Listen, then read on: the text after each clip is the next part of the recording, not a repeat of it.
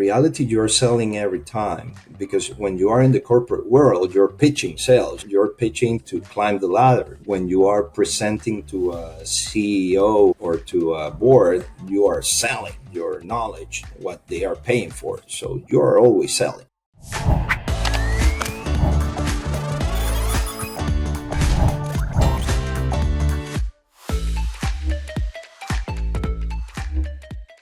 Hello and welcome to the Gross Profit Podcast. My name is James Kennedy, the CEO and co-founder at procurementexpress.com. We take the hassle out of managing SMB spend without buying an ERP, but we're not here to talk about that today. Instead, I've got Victor Lanten from Compass Planning Group. Now, I am rolling up. I'm closer to 50 than I would like to be, and I sometimes wonder what would happen to me. They often say, your 40s, your 50s are your peak years, and I sometimes wonder what would happen if I had to start all over again. In fact, sometimes I think it might be a dream. I wake up in the middle of the night and worry about it. And I don't know of anyone who gets to a certain stage in the career who doesn't have that thought. But today I'm speaking to Victor Lanten, and he's someone who actually did this, and he managed to reach the heights of his chosen career in Venezuela and then had to start all over again today. And we're going to talk about how he managed to do that, how he started from scratch. We're going to talk about the sort of clients he now works with as a fractional CFO. And if you are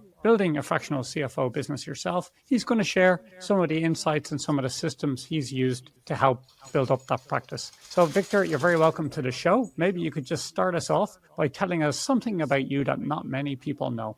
Thank you, James, for the invitation. It's something that too many people don't know. I am from Venezuela, as you mentioned, but I grew up in a little island called Margarita Island. And actually, I grew up in another town that is called Maracay, which is 150 kilometers from the capital, Caracas, and grew up in a family with religious principles and all the thing of a family. And then I had to move from Maracay to Margarita and then spend many years there. And then went to university in Caracas, where are the top universities in Venezuela. But when you grew up in an island, you learn how to surf, to windsurf, to many things that a lot of people dream about it, but it's something that you have a beach 24/7 whenever you want. So you can sneak out of school and go to the beach, and it was a very fun time. Very good. So you ran away from the beach to join the corporations, so the opposite way that people normally think about it. Yeah, usually. All right, awesome. So let's get interested. Let's first set things out. So you had a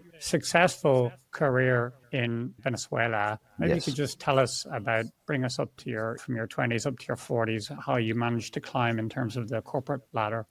Thank you for asking that. I have to go back a lot. Probably if I cry, please forgive me about it. But I started very early working. I was a passionate of work. On my summer breaks at high school, I started to work with my dad. And he has a foreign exchange company. Uh-huh. And then when I went out of high school and went to Caracas, my dad told me, please focus on college. And I started my career in 2 or 3 years after on my midterm of college. On the half of my career, I started with PepsiCo, and I started from scratch, data entry, a clerk, bring this here, bring that to that. But it was the time that internet was starting. It was in 1993, 94. So I saw in the corporate world when PowerPoint was one slide, one file, because we didn't have video beams or stuff like that. So I started from that level, and then I started to become a supervisor and then manager, and then I got into senior management in PepsiCo for around 12, 13 years. Then I moved. I decided to stop down after 13 years. You feel burned out. And I started to do my master in economics. And then while I was studying, I went to work for General Motors for a little bit, managing the after sales operations for them. And then I moved back. I went to the Citibank, so another industry. So I started to feel curious about industries, because a lot of my friends started in Procter and spent like 10, 20 years in Procter and doing the same stuff. I never feel comfortable on a fixed position like accounting. I like to learn a lot. So then I went to the industry of banking, and then from banking I went to one of my clients invited me on I was in Citibank, and one of my clients invited me to go work with them, and I went to the technology industry with Motorola. So it was a kind of growing through every time that I moved, it was scaling a position. And then I came back when Motorola had a crisis that they spun off, and they separate mobile devices, and they started to lay off people. I went back to PepsiCo like a bailout, and I was let's say the CFO for Venezuela and Colombia. But at that time, I had to travel too much. Like 90% of my time, I was traveling, and my daughter just was born at that time, and I had to jump in, and I went back to the technology industry with a company called Brightstar that they changed the name several years ago. That was the largest distributor of mobile devices and technological stuff for Venezuela in the world. Actually, they were big in the world, and working there started to the economical things and the political things in Venezuela started to complicate in 2014. Let me just jump in there before we get onto that. One of the great benefits of having a fractional CFO is you get to ask dumb questions that you're supposed to know, and then you get an answer. Because we're going to touch on food services or food businesses later. So PepsiCo, like we all know that as a drink you buy on shelves, but what's the extent of that business? Is it literally, is it the sugar water, or is there, what scope does it encompass? What sort of products and what sort of supply chain is involved? Actually, in reality, in PepsiCo, I worked in beverage quite some time. And yes, the business at that time is more marketing and the secret sauce, the concentrate that actually one is in Ireland. One of the largest concentrate plant of PepsiCo is there in Ireland, in Cork.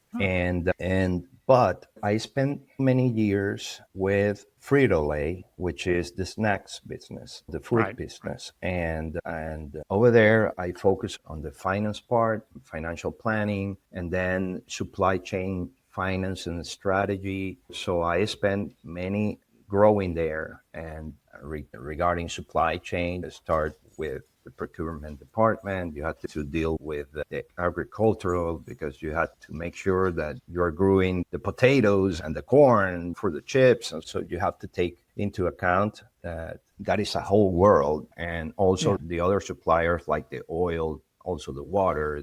And if you locate a manufacturing plant where you don't have water and you have to invest in huge tanks, and that's not affordable. So it was a pretty nice challenge. And I was, on top of that, I was across all LATAM, from, let's say, the south part of, let's say, from Guatemala, the border of Mexico, because I was whole Latin America except Mexico and Brazil, that they were like a complete region. I was in that side, in that part of Latin America. So I spent time in Central America. I spent time in the South Cone of South America, and also in Colombia. So I traveled a lot during that time. Very good. And as CFO in a brand name like that, like it sounds like a pretty, you must have been one of the business leaders in the country at this stage. I'm guessing you were used to living a fairly comfortable life with business class flights and all the accoutrements of a team like that. And most people, if they could get to that level, they put a fork in it, that, okay, I've reached the top more or less, and this is what I'm interested in. So to step away from that, I don't want to get too political, but I would like to get it from a human perspective, like from your family, to make a decision to step away that and change countries. What were the motivators that made you decided to take that leap? Well, James, it was a real tough decision. Okay.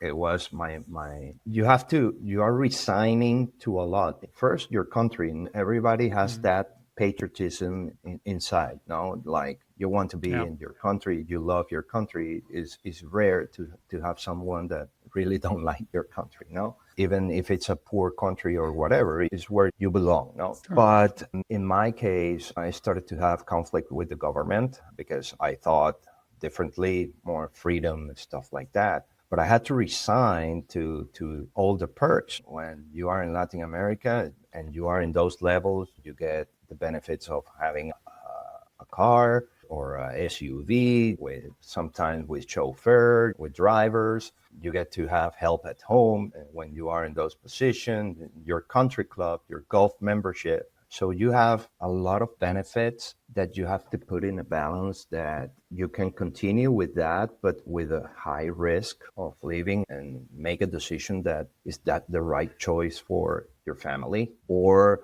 well, hit the button and flow away.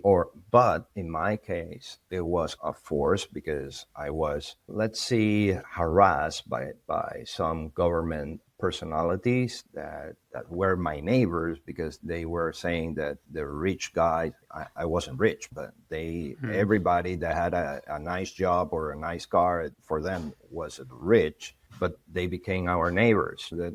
So for them, the money was good, but it's a hypocrisy of that system. No, that is I describe this system that they break your legs for you to give thanks for the crutches. So for you to thank them for giving you the crutches. No, but they broke your legs. No, so it's a matter of that decision that you have to risk it all, but feeling free that even though that you have to work hard or do a lot of stuff, that if you move, wherever you go, this is the United States, Europe, or South America, or any other country, you have to start from scratch. But the other thing is that you are thinking about that you're safe, that trying to Well, avoid that, yeah, not going yeah, to jail for thinking different. I can empathize. I can see, like, in developing economies, to a certain extent, this is in my own family. We started my family in South Africa, and South Africa is a wonderful country. But then kids came along, we had a choice, and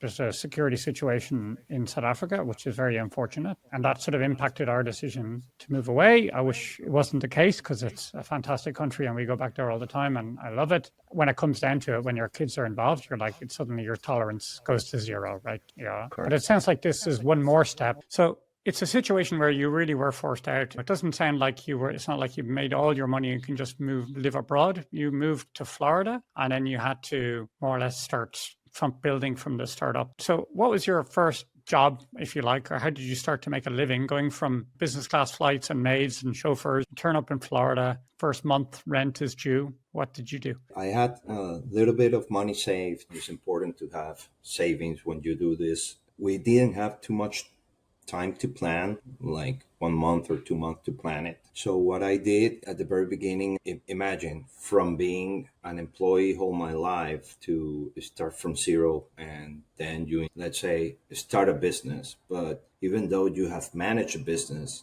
you don't have a clue how to start a business, because there are two different animals. A lot of people think that, oh, but you're a CFO. Yeah, but start a business is a whole story than working or building up a business. No. So I started my first consulting firm over there and here in Miami. I registered my company and I started to, okay, now what? I did a business plan. So so what should I do? What should I offer? Because I have many knowledge, but I don't know no one. I know a few friends here and there that you get to know, I don't know, at church or something like that, but they're in the same case than you. They are arriving, they are starting up, they are in the same boat. So it's one of the key learning that I had and that I had to learn was the hard way is networking and start reaching out to people that you have probably 10, 20 years without seeing them, and then start reading books and stuff like that to get educated on how to start a business. No, so I partnered at that time with a friend of mine, and we started to do some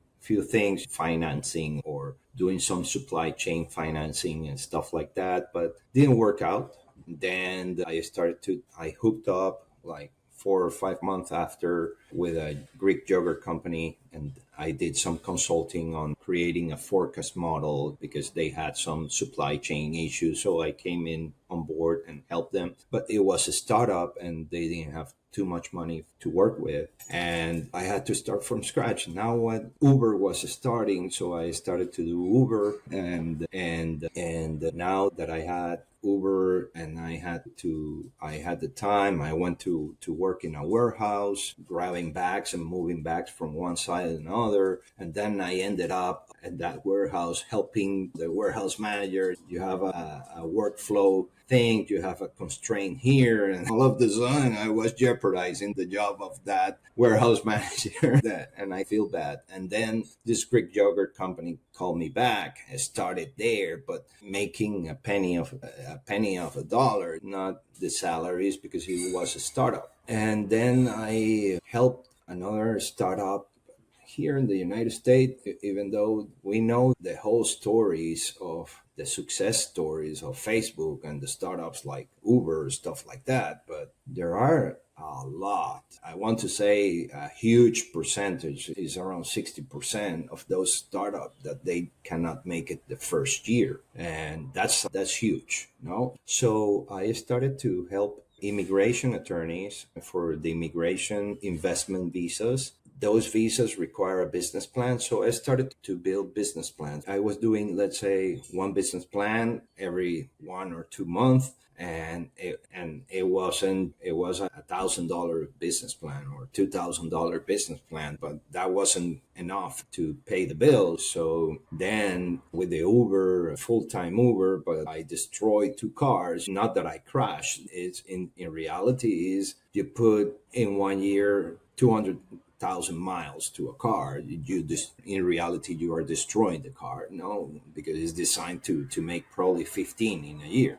And it wasn't that. It was a very good cash maker, but not profitable at all, because when you have to change a tire, you don't have enough margin to react. That's what Uber's famous for, right? They use the capital of their employees to run their business, and they don't really factor in all these other costs. Most of them don't. And then they just go out of business, but it doesn't matter. More people come on, and there's just churning people all the time who are all losing money. No, and the reality that is that when I got my first 1099, the tax document, they put me that I made so much of money, and they put their gain, what they invoice there, and I had, wait a minute, in my bank only came the half, and this is not real. So I had to, okay, what happened here? Okay, I had my company, and I had to put, okay, this is the fees and all the stuff that they charge, and this is my net. Now we're talking.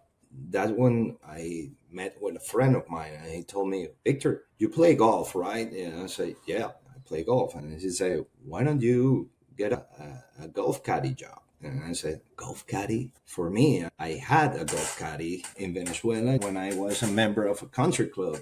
I didn't see myself in caddying golf, but in reality it was the best job I ever had.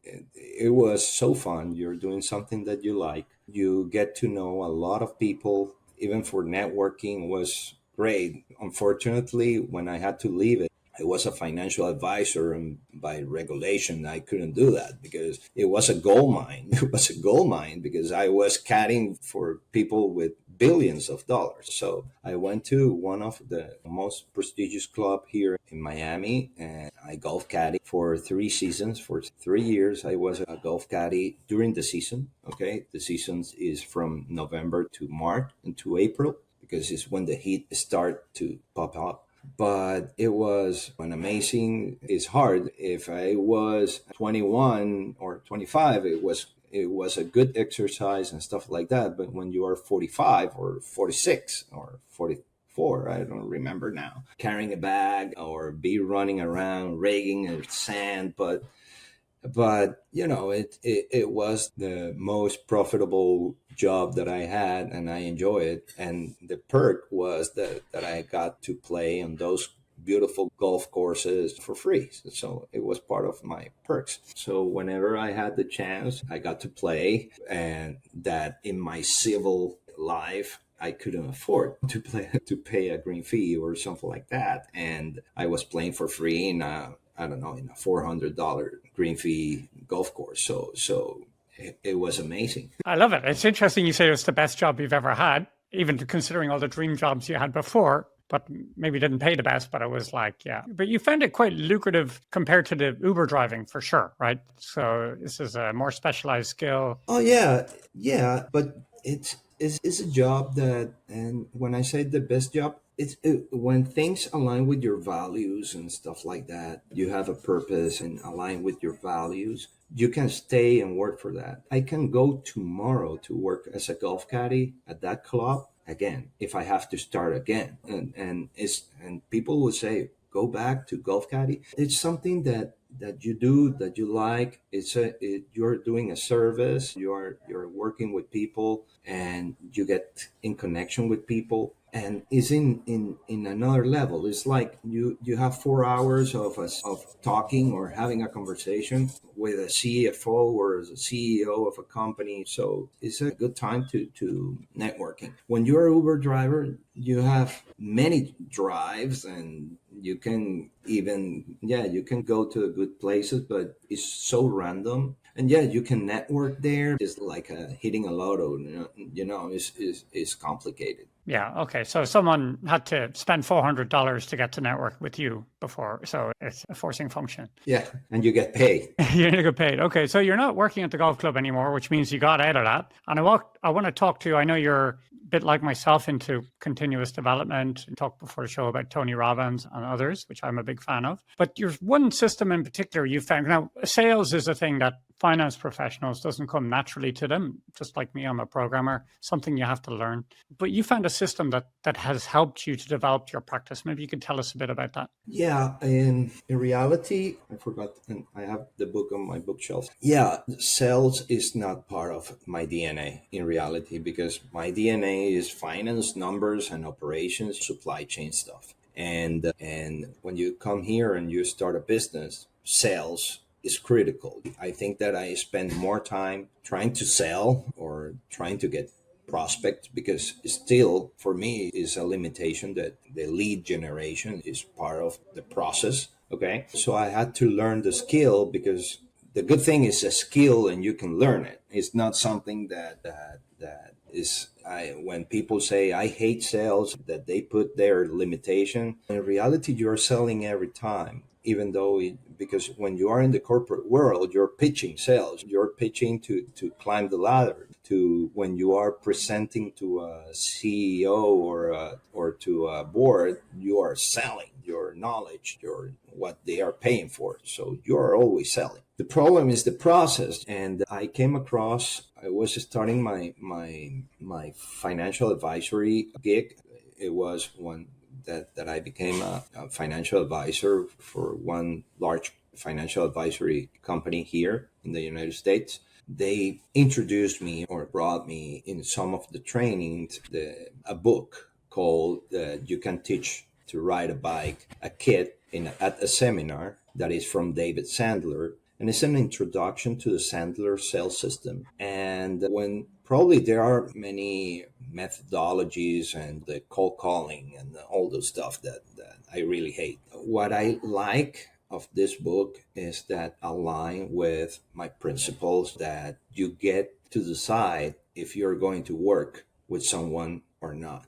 That you as a salesman, you have that choice as well, than only to the goal of just making a sale. Yeah, you need to sell, but sometimes when you are dealing with someone that is not aligned with your purpose or is not aligned with your principles or your kind of your values, you ended up, some of the both parties is going to screw it up, and sorry for my French, and is going to mess it up and is going to break. That is not going to be, is not sustainable. But when you align your client with your values and your purpose, that's is going to be a long-term relationship. That's why I really like that system, because it's nurturing and having that relationship and continue doing the sales. And those guys refer you more clients, and probably the people that they are inviting for you to help them, you're going to say no. And that's one note that I learned from that book, is that sometimes in the first meeting, and a lot of people criticize me, and I say, look,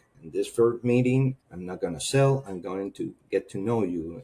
But at the end of this meeting, I can assure you that you might say that we're not a good fit, and that's okay. But I have that decision as well that probably I can encounter that we're not a good fit, and that's okay too. Okay. So when you put the rules like an upfront contract there at the very beginning, if it's going to go well. Yeah, Victor, but you have to sell. But yeah, quality sale is better than just a spot deal. I think, yeah, what I hear here there is, which is something which is counterintuitive to me as well. It's like this idea of qualifying who you're selling with is often described as qualifying. And it's a as an amateur salesperson, let's say, I would definitely try and almost close anyone vaguely interested in giving me any money. At the early days, for sure, I was chasing around, trying to think, how could I do that? And then you end up contorting yourself into trying to do things which you're probably terrible at. I remember I was certainly terrible at a couple of things that I tried to do. But then it's counterintuitive to turn people away. Like, this is a thing that people don't get. When you're selling, you're supposed to be selling. You don't get this idea that you're qualifying. You're trying to make a fit so that the relationship lasts in the long term. And if you do that, I think people pick up on that. They value you more because they realize, okay, this person's really trying to deliver value. They're not just trying to get my invoice. And it's this, even funny enough, even in this podcast, like when I've been meeting with people who sometimes could be partners, I just put that out back in my mind, because as soon as you start thinking about that, you forget about the value you're trying to deliver. You're trying to deliver value. That's the important thing. And once you do that, then you can get to the real common place, if you like. So I like it. And once you started, how did you find, what was the effect of the Sandler system? Like, how has it helped you to build your business now? Was there a stage where you were also chasing every deal? And what's the difference now before the system and after the system? No, actually, before reading the book and train myself into it, I was cold calling and whatever I had. And I was leaving money on the table, because you weren't, let's say, I wanted to sell a life insurance or like whatever the best commission was. Instead of nurturing a relationship and just doing a spot deal, you sold a life insurance and that's it. But when I started to do the system and apply the system, I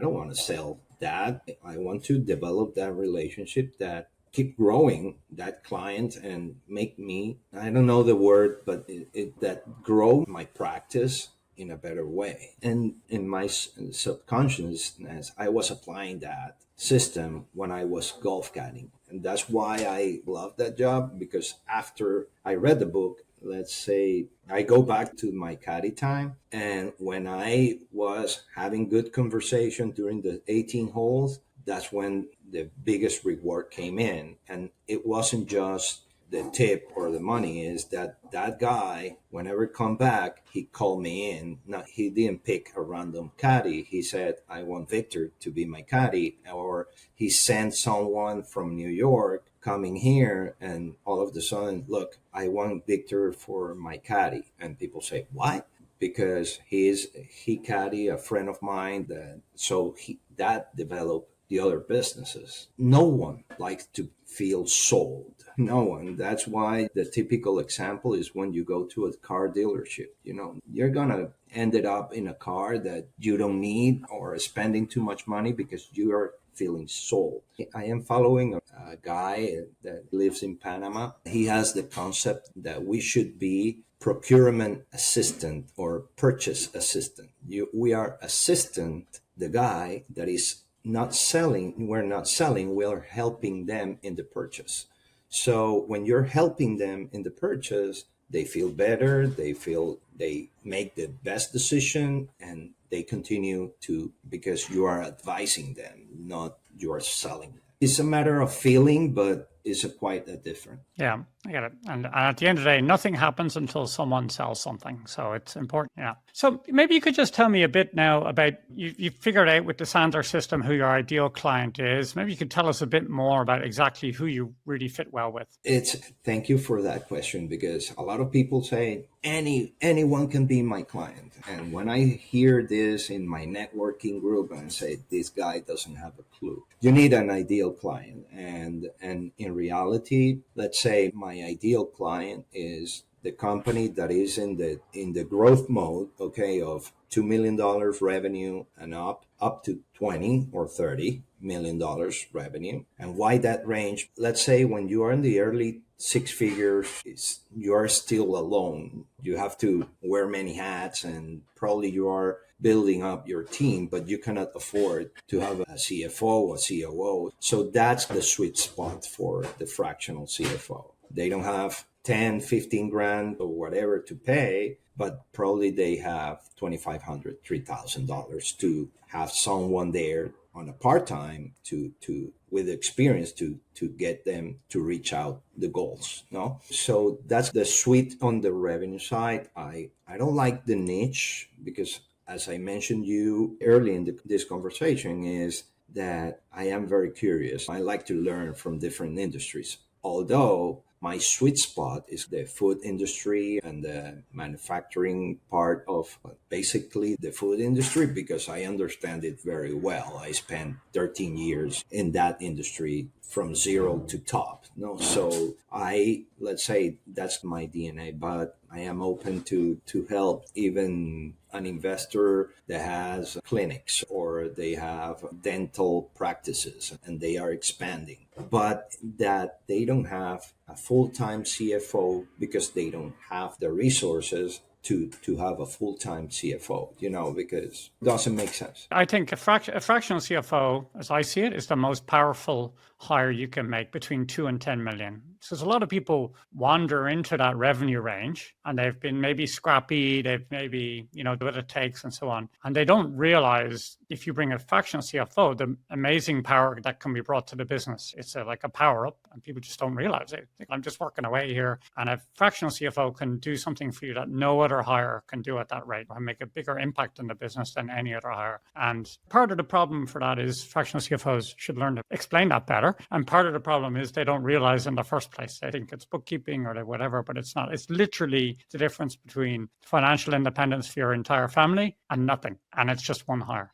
People don't realize that. And that's true because sometimes those $2 and $10 million revenue, they grew up so fast that they don't have the discipline. Yeah, they have a bookkeeper, they have an accountant, but that's what I don't do. What I try is to help them. Okay, now you need to do this strategic hiring of so-and-so of a team, or I'm working with a client right now and to dramatically change the sales comp of their employees because it doesn't make any sense. But it helped them to grow at the scale. But it's the hen or the egg story, who come first. And I said, this is not making sense now. You have to change it. If someone wants to continue, they will continue in the boat. If not, people will leave. But you have to draw that line that you're here to make money, because at the end, we have to be those counselors of the consultant of those client, that you're not here because you love to work. You want to be here because you are a business owner, not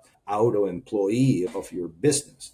So that's one of the things. Okay, Victor, that's great. So maybe you could just wrap it up by telling us, how can people get in touch with you if they feel like they want to go a bit deeper? Yeah, there are many ways. You can follow me on LinkedIn or with Compass Planning Group. My webpage is where I post tips and do a lot of my tips during the week. I also do my articles and blog. So the LinkedIn and my webpage are the best way to reach out. Yeah, but that's how we got in touch on LinkedIn. You confirm you're very active there. It's a good place to start. So thanks, Victor. And thank you for listening to the Gross Profit Podcast. If you're still here, your special reward is to be able to go to procurementexpress.com/partners. In there, I've created a webinar, which has two parts to it. First part is how fractional CFOs can better explain their value to sell to a CEO. And the second part is how other fractional CFOs are using Procurement Express to deliver value for their clients. So if you want to check that out, I'd appreciate it. Victor, you've been a star. I've really enjoyed this chat. Thanks very much for coming on the show. Thank you.